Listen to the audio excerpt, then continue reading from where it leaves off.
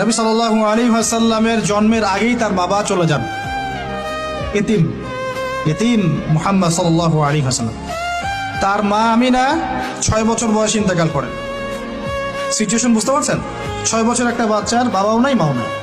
তার দাদা Abdul Muttalib তাকে সাথে রাখেন, খুব আদর করেন, খুব মহব্বত করেন, যেখানে যান সাথে করে নিয়ে যান। তিনি নেতা মানুষ, তার পাশের চেয়ারে তাকে বসতে দেন, বলেন আমার এই নাতি একদিন সাইয়্যেদ হবে, নেতা হবে, এই কথা বলেন। তিনি ইন্তেকাল করলেন 8 বছর বয়সে। তারপরে দায়িত্ব পেলেন চাচা আবু তালেব। নাম কি?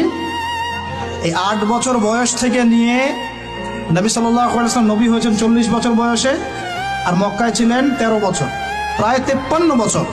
প্রায় 53 বছর পর্যন্ত, 8 থেকে 53 বছর পর্যন্ত, এই যে লম্বা সময় চাচা আবু তালেব নবী সাল্লাল্লাহু আলাইহি ওয়াসাল্লামকে পাহাড়ের মতো প্রোটেক্ট করেছেন, পাহাড়ের মতো। পাহাড়ের পিছনে আপনি দাঁড়ালে কি বাতাস লাগবে? এভাবে তিনি প্রোটেক্ট করেছেন নবী সাল্লাল্লাহু আলাইহি ওয়াসাল্লামকে। তার সন্তানদেরকে যা খাওয়াতেন তার চেয়ে ভালোটা নবীকে খাওয়াতেন সাল্লাল্লাহু আলাইহি ওয়াসাল্লাম।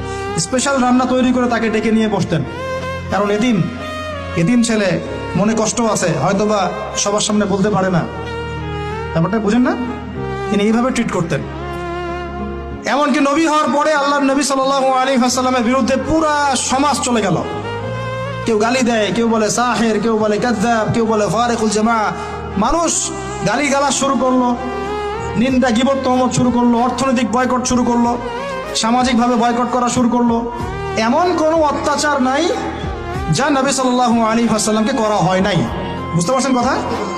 এইরকম একটা সিচুয়েশনেও চাচা আবু তালেব তিনি বলছেন, তারা তোমার দিকে আসতে পারবে না দলে দলে যতদিন আমি আবু তালেব দাফন হচ্ছি না মাটির তলে।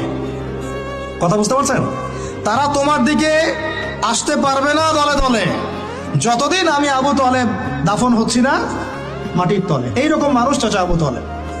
মানে আমরা যারা এখানে উপস্থিত আছি, বাংলাদেশে 16 কোটি মুসলমান, সারা বিশ্বের যে এত কোটি মুসলমান, তার মধ্যে বেশিরভাগ মানুষকে যদি আপনি এক পাল্লায় রাখেন, চাচা আবু তালেবের অবদানটাকে আরেক পাল্লায় রাখেন, ওই পাল্লা ভারী হবে ইনশাআল্লাহ।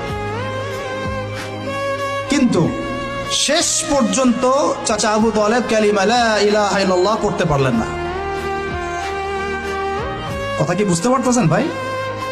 নবী সাল্লাল্লাহু আলাইহি ওয়াসাল্লাম বারবার বলতেছেন, চাচা খালি একটাবার কালিমা পড়েন, আমি আল্লাহর কাছে আপনার জন্য সুপারিশ করব, আমি আপনাকে জান্নাতে নিয়ে যাব, চাচা খালি একটাবার সাক্ষ্য দেন, শাহাদা দেন। হলো না। হাদিসের মধ্যে আসছে চাচা আবু তালেবকে জাহান্নামের সবচেয়ে উঁচু স্থানে রাখা হবে, যেখানে তার পায়ের গোড়ালি বা টাকনু পর্যন্ত আগুনে পুড়বে, এতেই তার মগজ টকবক করে ফুটতে থাকবে। নাউযুবিল্লাহ। নবী সাল্লাল্লাহু আলাইহি ওয়াসাল্লাম বলেছেন, আমি যদি না থাকতাম তাহলে আমার চাচাকে আরো নিচে রাখা হতো। এত কিছু করার পরেও ইসলাম কবুল না করার কারণে এই অবস্থা হলো। এখন কি ভাই আমি বুঝতে পারছি যে আল্লাহ পাক যে আমাদেরকে বিনা জিজ্ঞাসাবাদ করেই মুসলিম পরিবারে জন্ম দিয়েছেন, আল্লাহ পাক আমাদের উপর কত রহম করেছেন, আমাদের কত কৃতজ্ঞতা স্বীকার করা উচিত। বিশ্বাস করেন, আমাদের যে সকালবেলা টয়লেট হয় না, ওয়াশরুমে যান টয়লেট করেন, আলী ইবনে আবি তালেব রাদিয়াল্লাহু আনহু এরকম বাথরুম থেকে বের হয়ে পেটে হাত দিয়ে বলতেন, মানুষ যদি জানতো এই যে শুধু ক্লিয়ার করে টয়লেট হওয়াটা কত বড় নেয়ামত আল্লাহ পাকের, তাহলেও সারা জীবন সিজদায় পড়ে থাকতো। আমরা এগুলো বুঝি না, শ্বাস নেওয়ার নেয়ামত বুঝি না, পানি পান করছি, পানি আল্লাহ পাক দিয়েছেন, এটা নেয়ামত বুঝি না, গরম পানিতে ওযু করে আসলে নেয়ামত বুঝি না, সুস্থ আছি নেয়ামত বুঝি না, প্রত্যেকটা অর্গান ভালো আছে শরীরের নেয়ামত বুঝি না, রক্ত চলতেছে নেয়ামত বুঝি না। আমরা আল্লাহ পাকের নেয়ামতই বুঝি না, শুকরিয়া আদায় করি না। আর ওই যে কালিমা লা ইলাহা ইল্লাল্লাহ আল্লাহ পাক পড়ার তৌফিক দিয়ে মুসলিম বানিয়েছেন, এটা তো মোটেই বুঝি না। কত বড় নেয়ামত আল্লাহ দিয়েছেন আর কত ইহসান আল্লাহ করেছেন। এইটা জাস্ট আজকের লেকচার শুনে বুঝে বাসায় চলে যান, তাহলে ইনশাআল্লাহ আপনার একটা কৃতজ্ঞতাপূর্ণ হৃদয় সৃষ্টি হবে, এবং এই হৃদয়টা সৃষ্টি হলে পরে